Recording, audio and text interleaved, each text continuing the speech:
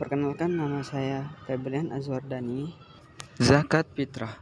Zakat fitrah adalah zakat yang diwajibkan kepada seorang muslim, itu baik laki-laki maupun perempuan, yang berhak untuk membayar setelah dia sudah menunaikan ibadah puasa.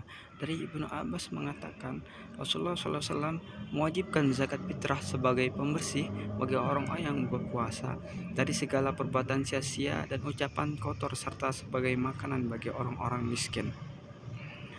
Siapa yang menunaikannya sebelum sholat id, maka zakatnya diterima. Dan barang siapa yang menunaikannya setelah sholat id, maka itu sebagai sedekah. Syarat wajib zakat fitrah. Yang pertama, harus beragama Islam. Agama Islam wajib sebagai setiap muslim harus membayar zakat fitrah, baik itu laki-laki, perempuan, dewasa, anak kecil maupun.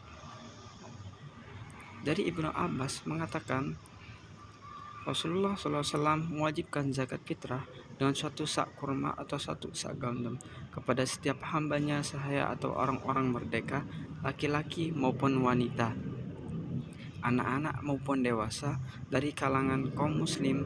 Beliau memerintahkan untuk ditunaikan sebelum orang-orang berangkat menunaikan sholat id. Yang kedua,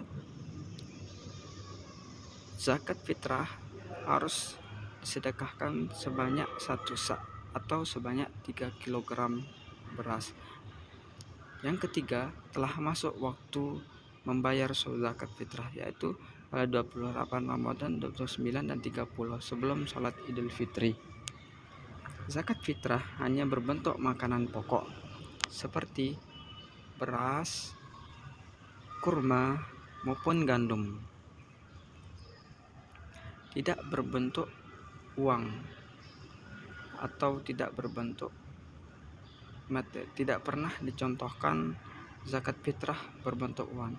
Ukuran zakat fitrah yaitu sebanyak 3 kg, baik itu gandum, kurma maupun beras.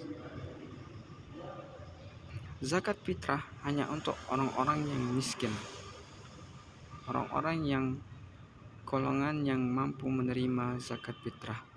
Dari Ibnu Abbas mengatakan, Rasulullah SAW mewajibkan zakat fitrah sebagai pembersih bagi orang-orang yang berpuasa dari segala perbuatan sia-sia dan ucapan kotor, serta sebagai makanan bagi orang-orang yang miskin. Dari Ibnu Qayyim mengatakan, di antara petunjuk Nabi SAW adalah mengkhususkan orang-orang miskin sebagai penerima zakat fitrah. Beliau tidak membagikannya kepada semua golongan penerima zakat yang jumlahnya 8. Beliau juga tidak memerintahkannya dan tidak ada satu yang melakukan di pula ulama setelahnya. Contoh praktik zakat fitrah. Yang pertama, kita harus menyiapkan beras sebanyak 3 kg atau satu sak. Yang kedua, kita pergi mencari orang-orang yang berhak untuk menerima zakat fitrah seperti yang di video di atas. Ini di sini saya sedang pergi ke rumah salah satu warga yang berhak untuk menerima zakat fitrah, yang bernama Bapak Ewer. Di sini beliau adalah orang-orang dari golongan yang berhak untuk menerima zakat fitrah, karena dia termasuk orang-orang yang fakir miskin. Sekian. Zakat fitrah ini